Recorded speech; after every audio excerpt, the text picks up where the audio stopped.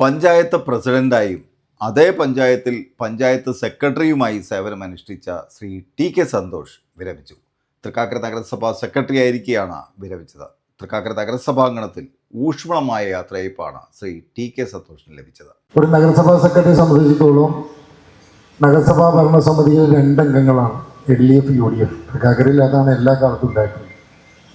2 കൂട്ടരെയും ഒരുമിച്ച് ചേർത്ത് കൊണ്ടുപോകാനുള്ളൊരു പ്രാപ്തി ഈ വരുന്ന സെക്രട്ടറിമാരെക്കാൾ കൂടുതലായി തൃക്കാക്കര നഗരസഭാ സെക്രട്ടറി സന്തോഷം ഉണ്ടായിരുന്നു എന്നുള്ളതാണ് ഏറ്റവും വലിയ യാഥാർത്ഥ്യം. അതായിരിക്കും തിരസ്കരിക്കാൻ സാധിക്കില്ല. കാരണം മാറി നിന്ന് ഞങ്ങൾ കൗൺസിലേഴ്സും പൊതുപ്രവർത്തനം പുറത്തുനിന്ന് എപ്പോഴും സെക്രട്ടറിമാരെ കുറ്റം പറയും. ആ സെക്രട്ടറി എങ്ങനെയാണ്, ആ സെക്രട്ടറി മറ്റാനാണ്, മറിച്ചാണ്.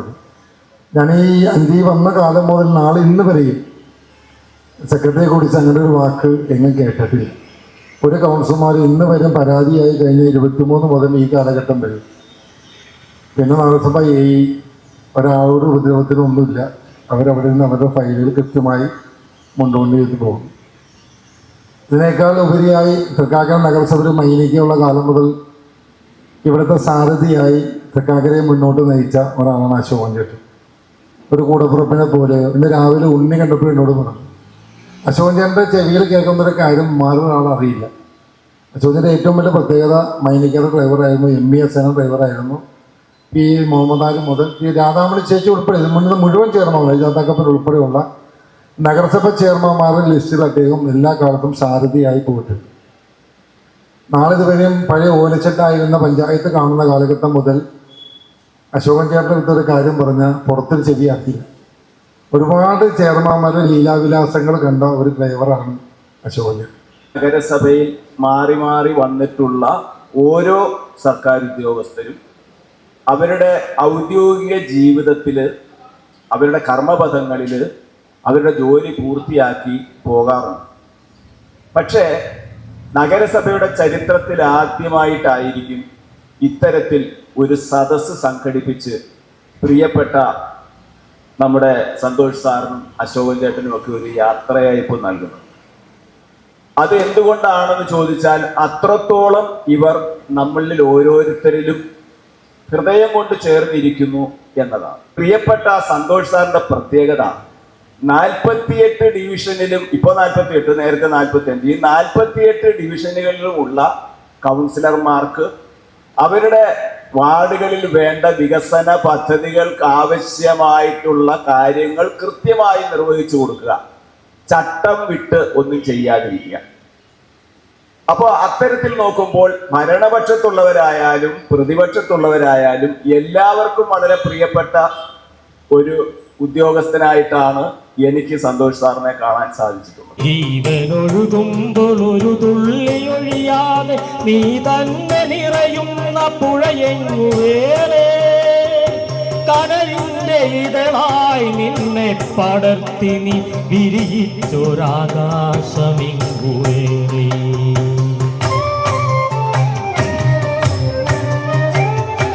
ഒരു കൊച്ചുരാപ്പാടി കരയുമ്പോഴും നേർത്തൊരരുവിതൻ താരാട്ട് തളരുന്നു.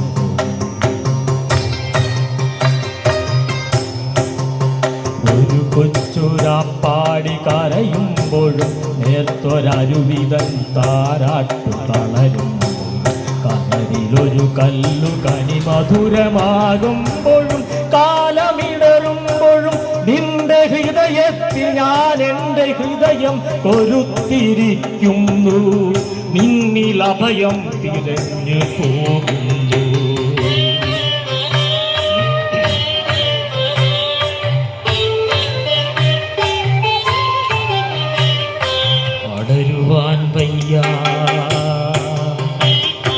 അടരുവാൻ വയ്യ നിൻ ഹൃദയത്തിൽ നിന്നെനിക്കേതു സ്വർഗം വിളിച്ചാലും.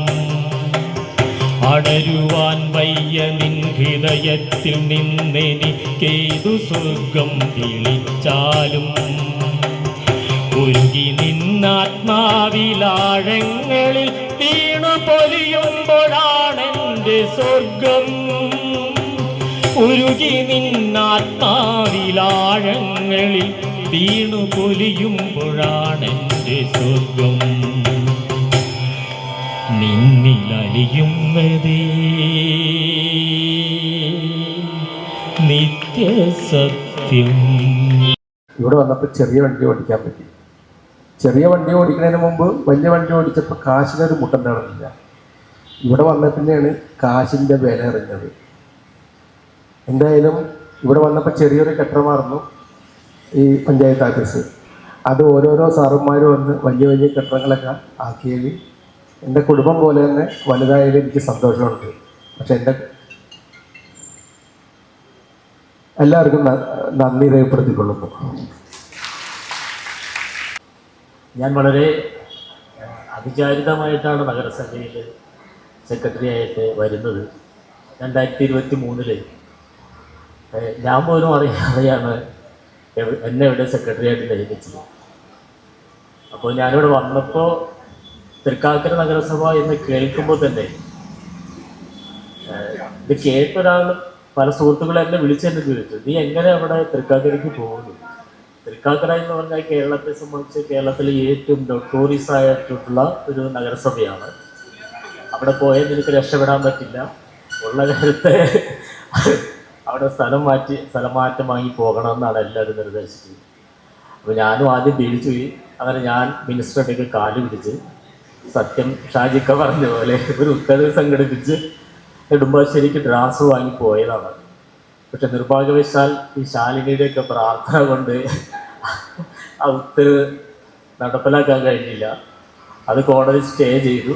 ഞാൻ വീണ്ടും തിരിച്ച് ഇവിടേക്ക് തന്നെ വരേണ്ടി വന്നു. അപ്പോൾ ഇവിടെ വന്നു കഴിഞ്ഞപ്പോൾ പിന്നെ നമ്മൾ പെട്ടുപോയി. ഇനി എങ്ങനെയാലും പിടയ്ക്കാതിരിക്കാൻ നിർവാഹമില്ലെന്ന് എനിക്ക് മനസ്സിലായി. എന്നാൽ പിന്നെ ഫൈറ്റ് ചെയ്ത് നിൽക്കാം, എന്തു വന്നാലും ഇവിടെ തന്നെ പിടിച്ചു നിൽക്കാം എന്ന് ധരിച്ചു. അപ്പോൾ ഞാൻ ധരിച്ചു ജസ്റ്റ് അടുത്ത ജനറൽ ട്രാൻസ്ഫറിൻ്റെ 1 വർഷം കൂടി നിൽക്കാം, അത് കഴിയുമ്പോൾ പോകാം എന്ന ധാരണയിലാണ് നിന്നത്. പിന്നെ ഇവിടെ നിന്ന് ഇവിടുത്തെ ആളുകൾ, കൗൺസിലർമാർ, സഹപ്രവർത്തകരൊക്കെ ആയിട്ടുള്ള ബന്ധം, നല്ല സൗഹൃദം, നല്ല സുഹൃത്ത് ബന്ധം അങ്ങനെ വന്നപ്പോൾ തൃക്കാക്കരയുമായി ഒരടുത്ത ഹൃദയബന്ധം സ്ഥാപിക്കപ്പെട്ടു. ഞാൻ അറിയാതെ തന്നെ സ്ഥാപിക്കപ്പെട്ടു. അങ്ങനെ തൊട്ട് അടുത്ത് വന്ന ജനറൽ ട്രാൻസ്ഫറിലും പോകേണ്ട തീരുമാനിച്ചു. അതിങ്ങനെയാണ് ഇന്ന് ഇവിടെ 2.5 വർഷം പൂർത്തിയാക്കി സർവീസിൽ നിന്ന് വിരമിക്കുന്നത്. പക്ഷെ നമുക്ക് അടുത്തറിയുമ്പോഴാണ് പലപ്പോഴും പുറത്ത് കേട്ടതൊന്നും അത്ര സത്യമായിരുന്നില്ല എന്ന് മനസ്സിലായത്. നമ്മൾ എങ്ങനെയാണോ പെരുമാറുന്നത് അതാണ് നമുക്ക് തിരിച്ചു കിട്ടുന്നത്. ആ സത്യം മനസ്സിലാക്കുമ്പോഴാണ് എവിടെയെ മോശമായ ഒന്നുമില്ല, എത്ര ദുഷിച്ചതിലും നമുക്ക് നന്മയെ കണ്ടെത്താൻ കഴിയും എന്ന് തിരിച്ചറിയുന്നത്. പിന്നെ ഈ പറഞ്ഞ പോലെ നല്ലൊരു മനുഷ്യനും നല്ലൊരു ജീവനക്കാരനൊക്കെ ആകുക എന്നത് എല്ലാവർക്കും സാധ്യമാകുന്ന കാര്യമാണ്. ഒരു പരിധി വരെ നമ്മുടെ ജീവിത സാഹചര്യങ്ങളാണ് നമ്മുടെ വ്യക്തിത്വത്തെ രൂപീകരിക്കുന്നത്. സർക്കാർ സർവീസിലായാലും രാഷ്ട്രീയത്തിലായാലും. നിന്നാത്മാവിലാഴങ്ങളിൽ വീണു പൊലിയുമ്പോഴാണെൻ്റെ സ്വർഗം. ഉരുകി നിന്നാത്മാവിലാഴങ്ങളിൽ വീണു പൊലിയുമ്പോഴാണെൻ്റെ സ്വർഗം.